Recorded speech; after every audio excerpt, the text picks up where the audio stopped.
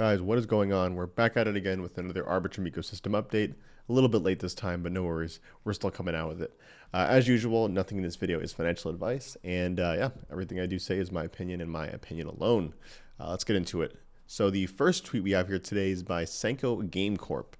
They say, attention, sanko.tv/airdrop. That is all. And you have a little video of a little dancing star smoking something with a bunch of little Arbitrum logos dropping from the sky. I assume this means it's supposed to be representation of the Arbitrum token.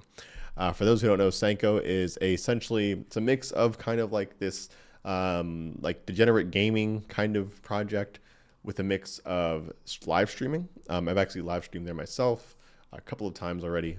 Great platform, actually, really cool. But they were actually part of the incentive program that that was actually ran through the DAO. So this airdrop they're referring to is essentially if you've live streamed on the platform, or I think if you live streamed, or I think if you even just like contributed in any way to the platform, you are essentially in line to maybe get some airdrop tokens. I'm actually, as I mentioned, I'm already on Sanko, and I've been live streaming there for a little while. So as you can see, I have 102 points, and I'm ranked 156. I'm not trying to farm anything in this case. I just thought, pretty cool team. Really excited to kind of see them go live with their own Orbit chain sometime, I think this quarter actually. So yeah, I figure why not kind of shout them out for this little airdrop they're doing.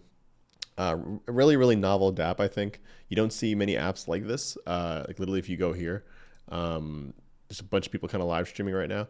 And a lot of people, as you can see. So why not? I think this is the first time I've seen like a live streaming app incorporate like crypto airdrop degeneracy into it. So I don't know.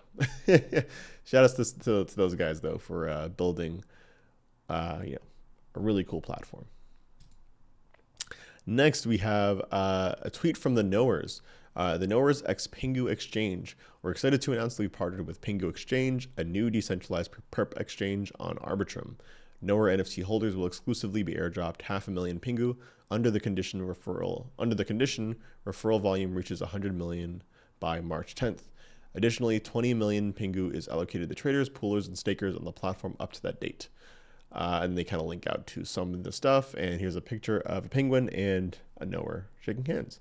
I probably should have said it before this actual tweet, but I'm not endorsed by either of these guys. I'm familiar with the knowers. I featured them on this channel before already. They're an NFT project, a PFP project on Arbitrum.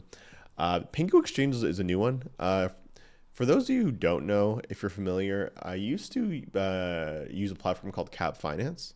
Let's just say they've gone away. They are no more. For better or for worse, they are no more. And I think Pengu Exchange is essentially the community kind of revitalizing Cap, but obviously with different branding and all that other stuff. So I can't speak 100% to the legitimacy of Pengu, but I am following them, and I'm interested to see what they end up doing. I think I might actually get some Pengu because I was still holding Cap Finance tokens when the music kind of turned off. But yeah, let's see. I figured I'd kind of shout this little thing out just in case you guys are interested in perps or interested in NFT projects, generally speaking. But it's funny. I think with this new bull market coming through, at least right now, everything's actually plummeting. But with this expected bull market that we all think is coming this year, maybe even the next, I'm excited to see all the new kind of projects, the new energy kind of coming into the ecosystem. Because don't get me wrong, a lot of products have been deploying on Arbitrum the past couple of months, past couple of years, frankly.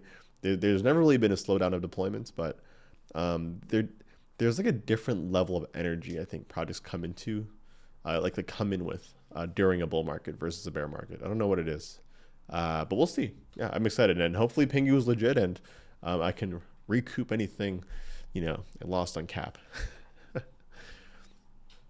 Last one we have here today by Dennis. Dennis says, whoa, you can build your own L2 or L3 on top of any network you want with Arbitrum Orbit. That probably means you can use Stylus, Rust, anywhere to then. So this is a pretty interesting comment that Dennis made here.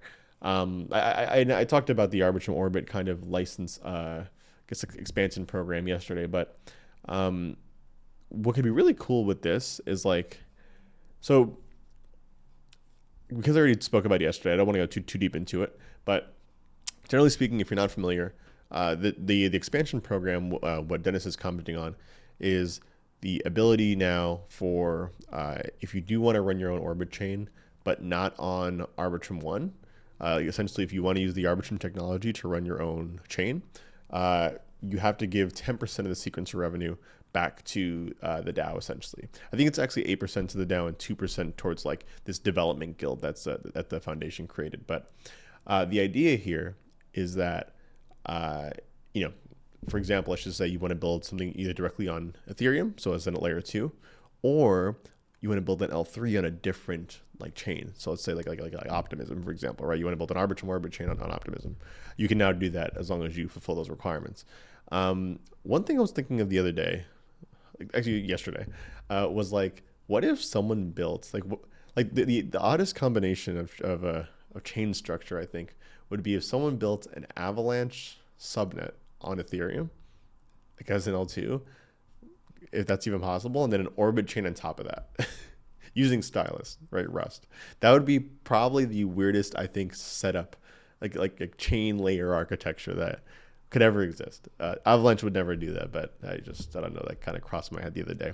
But yeah, I'm really excited to see people leverage Stylus when that hits mainnet ready level. And yeah, let's I'm also just excited to see all the Orbit chains that are going to be launching this year. I was on a Spaces yesterday or 2 days ago, and I'd mentioned that there's going to be like at least 25 on mainnet this year. There's going to be a lot more than 25, without a doubt. I think so far there's at least like 3 or 4, and it's only January, so yeah, let's see. But as usual, guys, we're going to end it off there, and of course, got to give you the shill. If you're interested in like a community-focused show dedicated to showcasing entrepreneurs in Web3, podcast per se is what I'm really mentioning here. Feel free to take a look at Beneath the Layers. I am actually the host of this podcast. We got a bunch of episodes out already. YouTube, Spotify, Apple Play, all that stuff. Anything you need, it's all here. It's all ready. Even on X, you can watch it directly on X.